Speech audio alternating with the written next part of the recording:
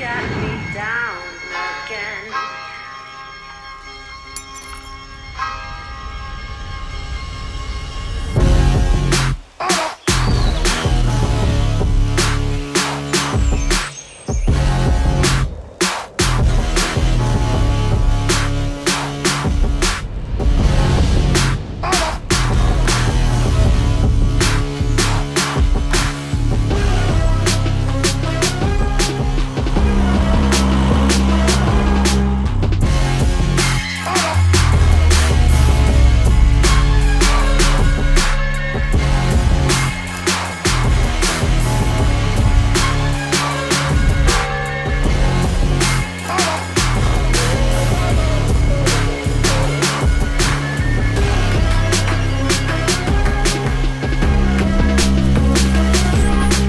Hey everyone, this is Mike. Welcome back to another video. I hope you guys are having a great day today. And do me a favor, if you have enjoyed today's intro, smash the like button and make sure you're subscribed to this channel if you want to see more videos like this one. In today's video, we'll talk numbers and we'll talk about all the money that I've spent on this quad right here. This is my baby. This is my absolute favorite drone that I've ever flown. It is a custom build and it has a ton of different custom components that I've handpicked to make it fly the way it flies and to be able to record those epic shots that I have in my mind and to be able to really capture them and showcase them on video. Before we get to the drone itself, let's start with some of the peripherals which I use, and I have a little cheat sheet on my screen to check the prices because obviously I don't remember all of them. So let's start with the goggles first. These are the DJI V2 goggles and I got them a few months ago. They are the improved version, well, not really improved, but yeah, the V2 goggles, they cost $569. And as you can see on the front, I am not using the stock antennas. I'm using the True RC duality, I'm not sure how to say that.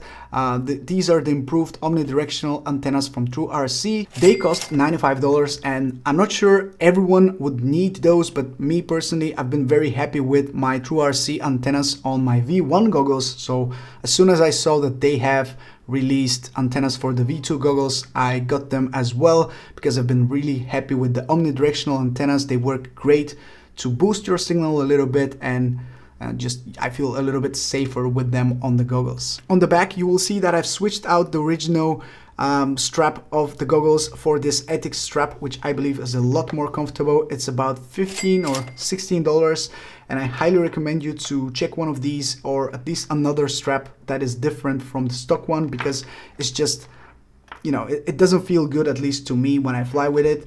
And also I have switched the foam on the goggles. This foam right here is not the original one because the original one is very, very uncomfortable and just feels bad on your face when you fly for a little bit longer. This is the improved foam that DJI has on their website. It's the V2, or I'm not sure how it's called, but yeah, it's the better foam that they sell on their website. It's about $20 if I'm not mistaken. I didn't check the price of this foam, but I highly recommend you. It's more important than the strap because you feel it all the time against your face, and the stock one is just very, very hard, and I highly recommend you to get one of these. Your face will thank you. Now jumping over to my radio, and for the longest time I've been using the TBS Tango 2. And for the most part, I've been pretty happy with it. However, recently I started getting some problems with my range, with some of the sticks, with the calibration. So I just wanted to get rid of it and I decided to get one of these. This is the Jumper T18. This is not the Pro version, not the light version, it's just a regular Jumper T18. It costs $160 and I didn't get this radio because it's the best radio on the market. It was the only one available when I was looking for a new radio. And honestly, I've been very happy with this radio because of this bigger size that it has. It's a lot more comfortable to hold in your hands. You have a lot better grip, and especially if you're using your thumbs to control the drone, you actually feel a little bit more comfortable and you have better grip to move the drone around, and for me that makes it worth it. On the back you will see that I have the Crossfire Micro TX V2 which costs $70, and it's essential if you want to use Crossfire. Obviously, I do have Crossfire receivers on all of my drones, so I wanted to keep using them. So this is the only thing you need to make this radio work with Crossfire. Now, I also changed the sticks, the stick ends, those stick ends right here. Those are the TBS Crown Jewels M3 in matte black, and I didn't only get them because they look cool. They are a little bit wider compared to the original sticks, so they give you better grip. And again, like I mentioned, especially if you're using your thumbs to control the drone, you have a larger stick to use under your thumb, and you actually have better grip and more control.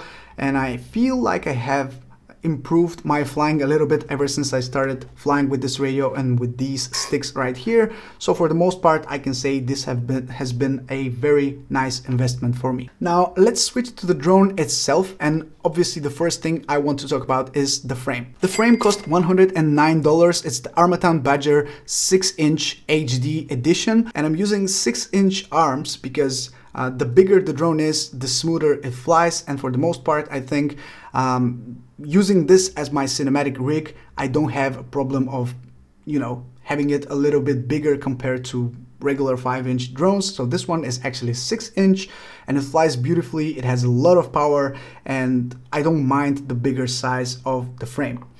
The frame itself is quite rigid. It's very durable. It can sustain a lot of crashing because of this front mechanism, if I can say that. It just withstands a lot of crashing, a lot of hits straight in the face without any problems because of how this little cage is formed for the camera.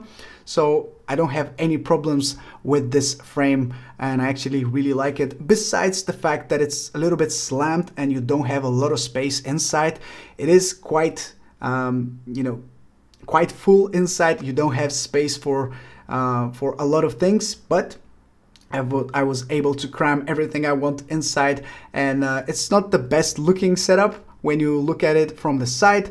However, I don't mind that. I don't care about the looks. I just need it to work properly, to fly properly, so I can create those good looking videos. The motors that I use are the T-Motor F60 Pro 4 1950 kV, and these are 6S motors. They cost $27 each, so 4 of these motors is $108 in total. I switched to 6S recently because I think I used to think that I don't need that power, but I definitely do, because sometimes you need a little bit more power to get out of a sticky situation. Sometimes you just need to catch up with a faster moving object. So for me, switching to 6S has been a great experience, although it was a bit expensive to switch from 4S to 6S on all of my quads. But I think when you have that power, it is there to be used when you need it. You don't have to use it all the time. I used to think that when you fly on 6S, you fly with 150 kilometers per hour all the time, which is not the case. You actually have a lot more control, or at least that's how I feel, because you can fly a lot slower, a lot smoother. You can fly this like a Cinewhoop. As you can see, I put some footage in the intro between some trees where I needed to have a little bit more control compared to an open area, for example. And I felt like I have all the control that I need flying in a tight space like this forest. So 6S is definitely the better way to go, especially if you're starting out and you don't want to buy two of everything. You can just start with 6S and fly slowly. You can put a throttle cap so you don't use all of your power if you want, but it's there to be used if you want. Now the props that I use are the Gemfan 51433, and Gemfan are sponsoring my channel, so I'm using their props a lot, and I've been pretty happy with the 51433. I've been using the 51466 as well. But for the most part, these are the props that I use. They work great, not only for cinematic flying, but also for freestyle, for faster flying, for some quick maneuvers every now and then. They work great. The props cost $3 per pack, and obviously you need a lot of them, but I'll just count $3 for the props because I only use 4 on this drone right now. So yeah, $3. I do have GPS installed on this drone for some extra security. It's the Matec M8Q and it's $30 and it works great if you need to if you fail safe and the drone needs to get back to you. It will use the GPS rescue, which you need to set up in beta flight, but after that it's all good and the drone will hopefully get back to you safely. Now the ESC and the flight controller which I use are again made by T-Motor. It's the T-Motor F4 stack and it costs $111, and this is a stack that I've been using for a very long time, so I have a lot of confidence in it. It works great, it has never failed me, and that's why I love using it. On the back I am using these two antennas for the air unit, which are again made by TrueRC. These are the TrueRC Singularity antennas. And they work great with the duality antennas on the goggles. They give you a little bit better range and penetration compared to the stock ones, so I have decided to upgrade to those. They cost $20 each, so $40 for those two antennas. It's a little bit expensive, but I don't use these antennas on any of my other quads, only on this one because it's my most premium quad that I have, so obviously my best parts are here. As for the air unit, I've been using it for a very long time, ever since I started flying FPV. It's $189 and there really isn't anything special about it. It works well. I prefer to use an air unit on this drone because it's a little bit more solid compared to a Vista. It has two antennas instead of one, and I have better confidence in my quad knowing that it has a little bit better reception in my opinion compared to a Vista, for example. So that's why I use an air unit. Now I do also use an Immortal T antenna here and a Crossfire Nano RX receiver so they can communicate with my radio. They cost $36 and I use this exact same setup on all of my quads so I can use Crossfire on my drone. As for the camera, I use the GoPro Hero 9 Black, which is about $400. And obviously I use it with ND filters. These are the Polar Pro Shutter Collection, which are about $80 and they have ND8, ND16 and ND32 filters inside, and these are always on my camera. I never fly without filters because why would you do that? If you're looking for a cinematic result, ND filters are a must. The batteries which I use on this quad are 6S and they are made by China Hobbyline. They are 1200 milliamp hour batteries, pizza edition. They look very funny, but they give me a flight time of about 5 minutes, 4 or 5 minutes if I'm flying with the GoPro. If I'm flying freestyle without a camera, I can get 7 to 8 minutes, which is ridiculous. These batteries cost $25 each. So right now I only have 5, so $125 for the whole setup of the batteries. I do need to invest into some more, but for the most part when we fly, we have place to charge our batteries while we fly, so I can just run through them over and over again. So for now it works okay for me. I'm sure there will be people interested to know how much this brick weighs in total, so I'm going to weigh it for you. I have my scale right here, and as you can see we have all the components right here. So with the battery, with the camera, the filters, the strap, all the props are on the drone itself. So let's check it out. 832 grams. The charger that I use is this one. It's the Hobbymate D6 Dual Lite. And one thing that I really love about this charger is the fact that it's magnetic. So this is the AC of the charger. This is the charger itself. And they're connected by this cable. And it's magnetic. So they can be stuck together all the time. You have slots for 2 batteries. You can charge 2 batteries at the same time. I'm not using parallel boards anymore because I just feel like it's an unnecessary risk that I don't want to take while I'm charging these batteries. I don't want to have to set my house on fire. So I do charge my batteries 1 by 1, or should I say 2 by 2 here with this charger. It's very portable, very lightweight, and it works great for me. This charger costs $130 for this setup with the AC. You can get it without the AC. It's a little bit cheaper. It's about $80, I think. But obviously it works better if you have both of these connected at all times. and it's $130 for all of it. Finally, I do have some other items such as soldering iron, solder, some tools, some prop tools to remove my props and install some new ones that I don't really know how much they cost. I will roughly estimate them as about $100 for all of them. It could be a little bit more, but let's just round it up to $100. So that makes the final price that I have paid for this setup, including the goggles, the remote, the batteries, the filters, the camera, all these little components inside the drone, to $2,385, which is quite expensive. But one thing we have to take into consideration is that the biggest expenses here are the batteries, the camera, the radio, the goggles. All those things you probably are not going to damage or lose or crash, so you can still keep them and use them for other quads. So the price of the quad itself is not as high as $2,000. It's a lot cheaper than that. So of course, it's a lot of money. It's not something that anyone can spend their money on, especially if it's not their job. For me, flying drones is my job.